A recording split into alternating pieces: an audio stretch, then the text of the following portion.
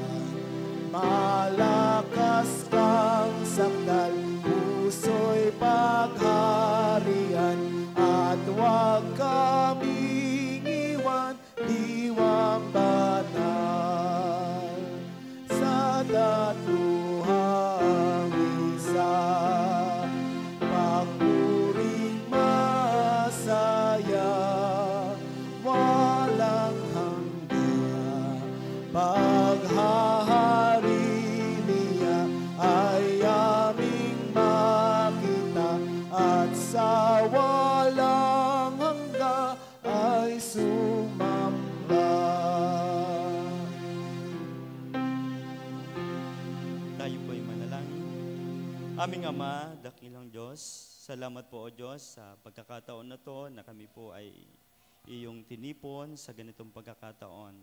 Nawa o Diyos, ikaw po nga po ang siya manguna sa aming pananambahan sa gabing ito, una ng pagsimbang gabi o Diyos.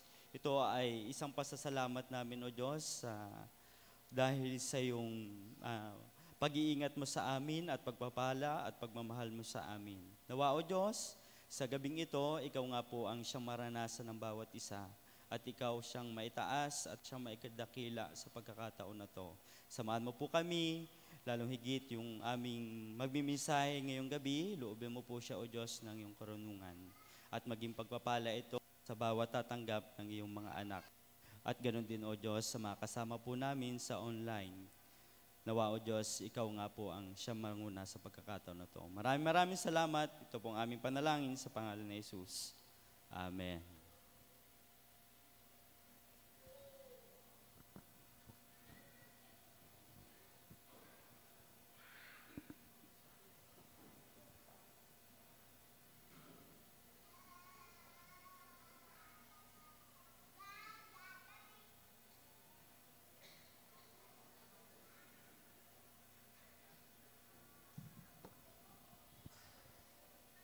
Para sa pagbasa sa banal na kasulatan, Unang Pedro, Kabanata 3, Talata 18.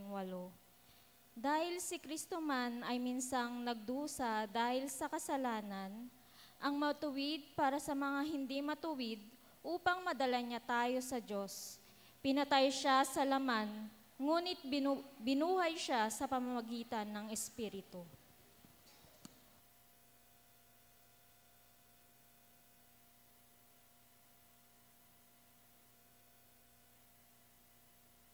Tinatawagan po ang Nursery 2A para po sa mensahe ng awit.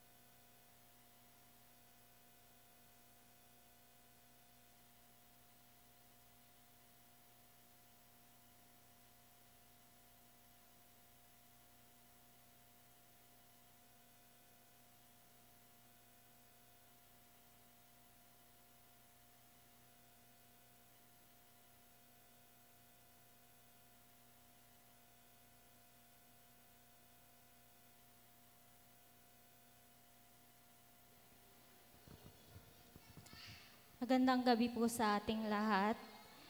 Tayo po ay nagtipon sa isang espesyal na simbang gabi upang magsama-sama sa pagdiriwang ng pagdating ng ating tagapagligtas, si Jesucristo.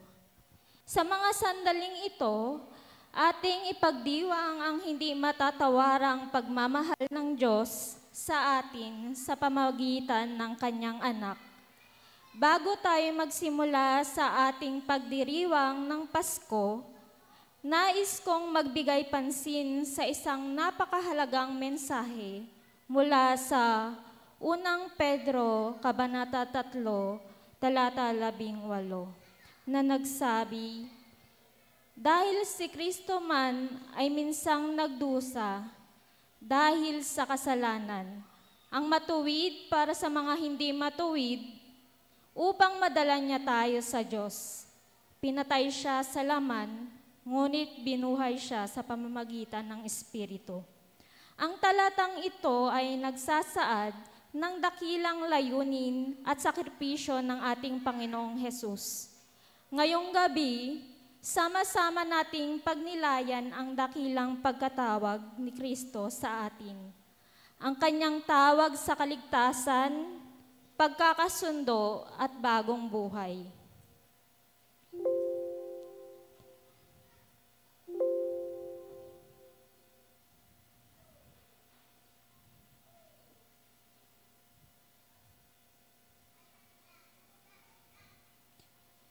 Una, sa atin pong pagnilayan ang pagkakatawag ni Kristo para sa kaligtasan.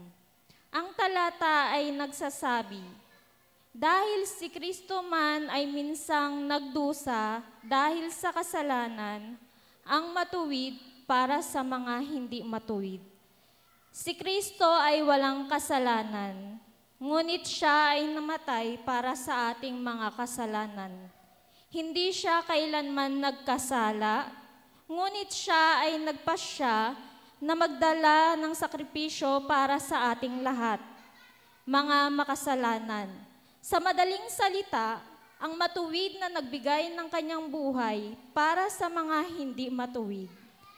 Sa simbang gabi, ating pagninilayan ay nakatutok sa buhay ni Jesus na isinilang sa isang sabsaban sa Bethlehem.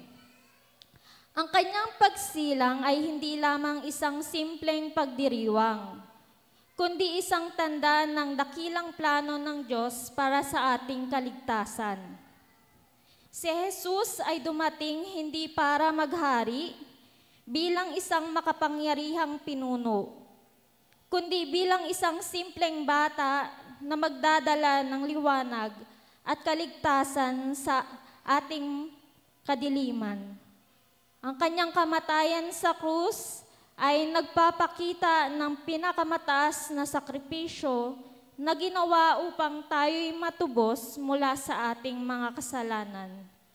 Ang kaligtasan na dulot ni Kristo ay para sa lahat, hindi lamang para sa mga mabubuti, kundi para sa mga makasalanan. Ang kanyang tawag ay para sa iyo at para sa akin, para sa sangkatauhan. Ang tanong ay, tatanggapin ba natin ang dakilang pagkakatawag na ito ng Diyos?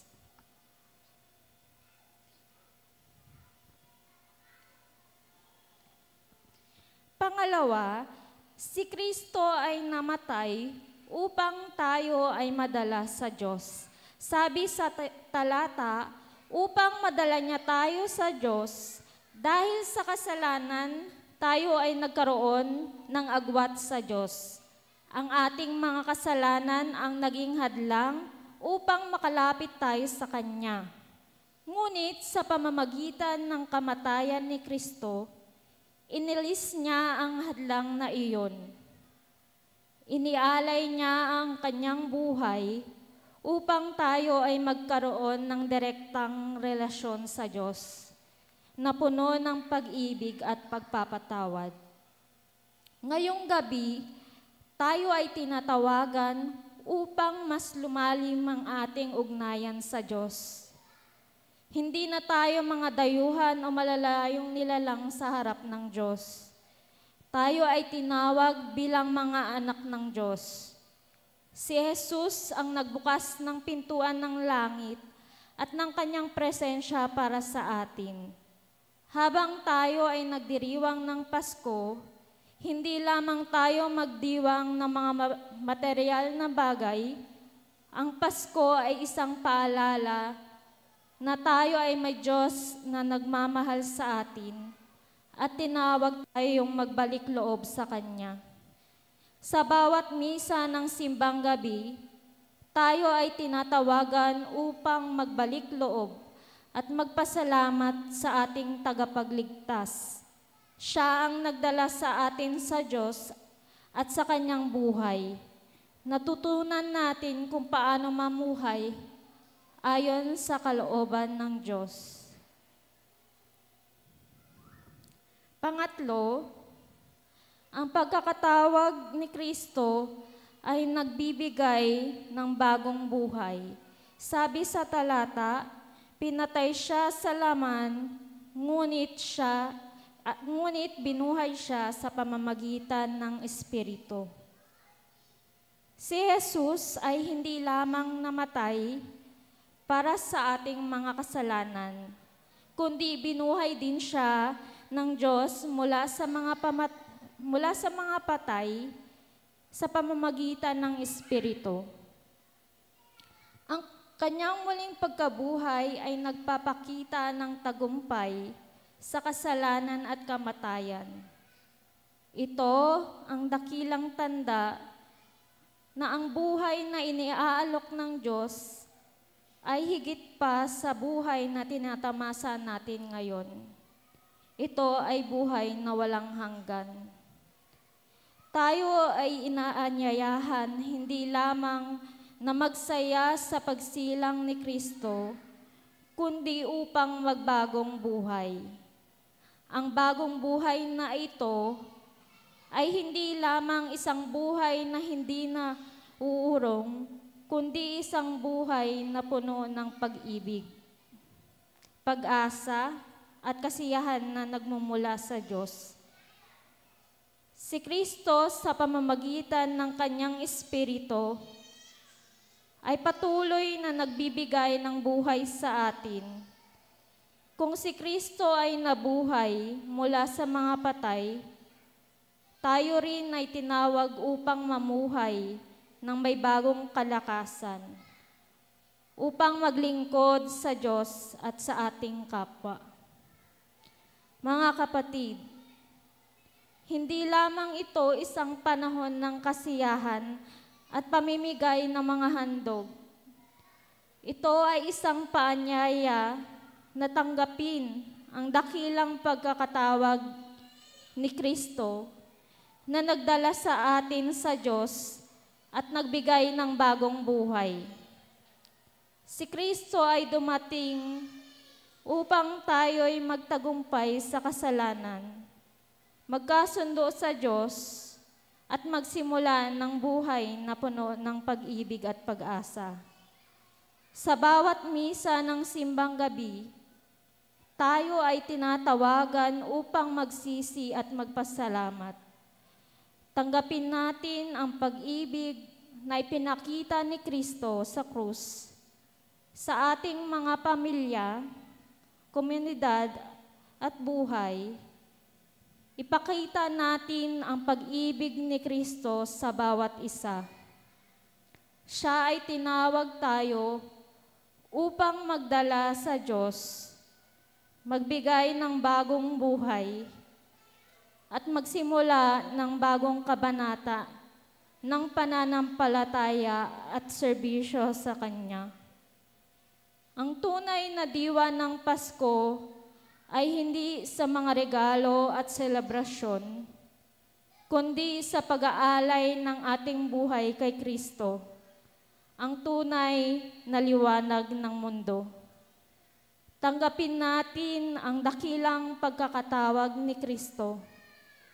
Siya ang nagdala sa atin sa Diyos. Siya ang nagbigay ng bagong buhay.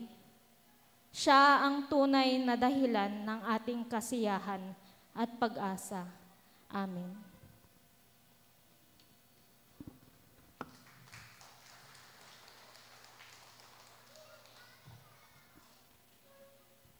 Para po sa handog ng awit, tinatawagan po ang Nursery 2B learners.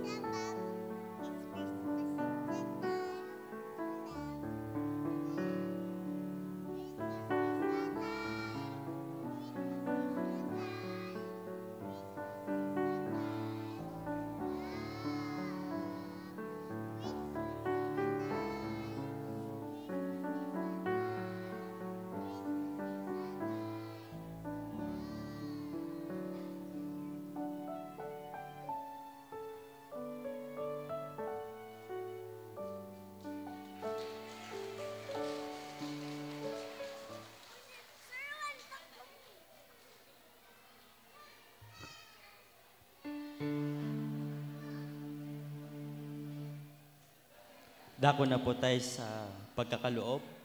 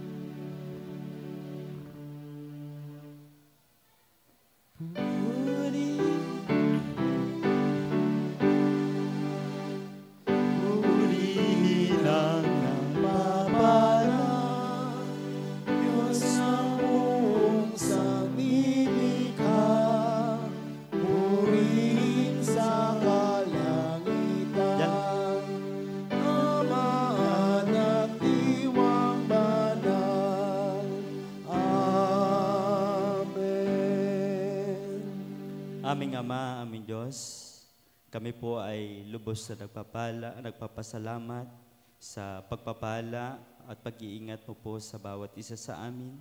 Dalangin ko po, Diyos, patuloy mo po kaming samahan, patuloy mo po kaming palakasin sa aming pananampalataya at panatilihin mo po, Diyos, na may pag-ibig at pagmamahal kami sa iyo, Diyos. Dalangin ko namin, O Diyos, itinataas namin itong aming mga handog. Tanggapin mo po ito, O Diyos, na mas maraming pagpapala ang ibalik sa iyong mga anak. At lagi po namin panghahawakan yung pangako mo po sa amin na siksik, liglig at umaapaw na pagpapala na nagmumula sa iyo. Ito po ang aming panalangin sa pangalan ni Jesus. Amen.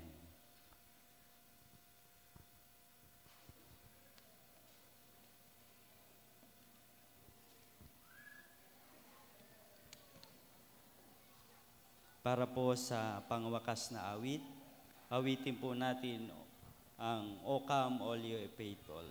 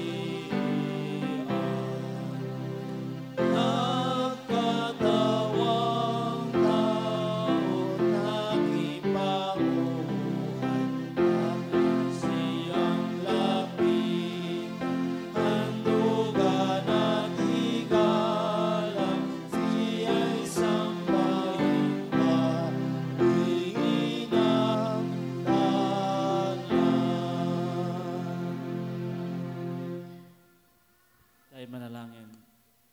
Aming Ama at aming Diyos, sa aming pong pagbubukas, pagpapasimula ng simbang gabi, narito po kami nagkatipon na punong-puno ng pagpapasalamat sa iyong dakilang pag-ibig at dakilang pagkatawag upang kami, Panginoon, ay maligtas sa pamagitan ng iyong kapanganakan, ng iyong pagkapako sa krus at muling pagkabuhay.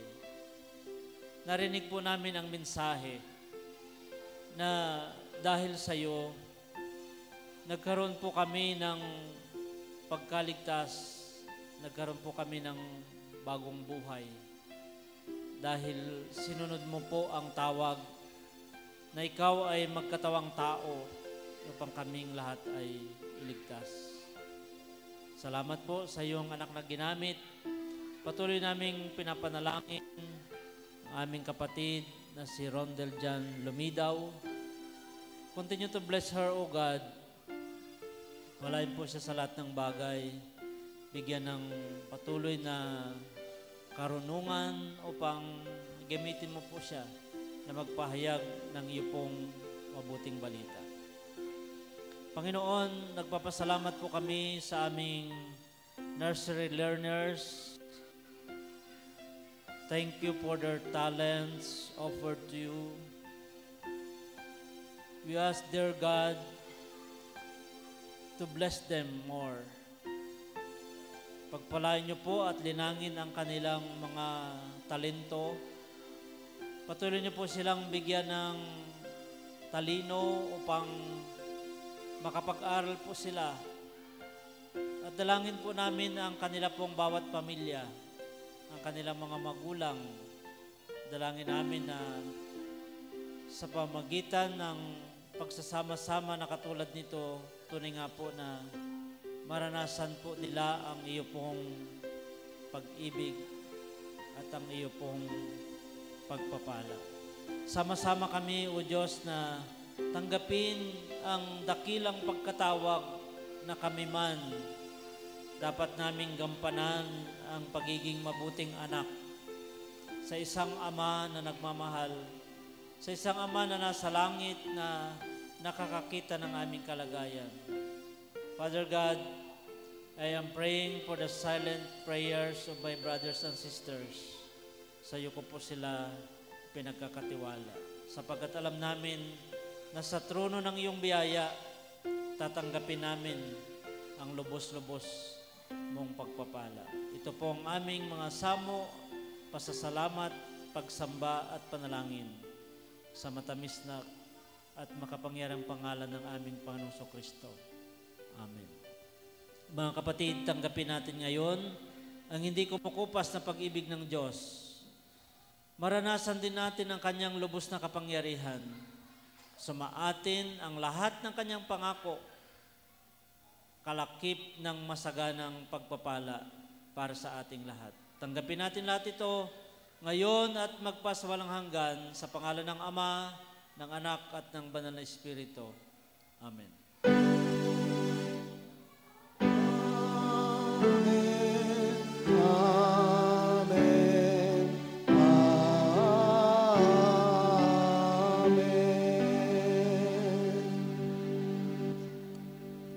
Tapos na po ang ating pagsamba. Palakpakan po natin ang Diyos. Thank you, Nursery 2A and 2B learners and parents. God bless us all po.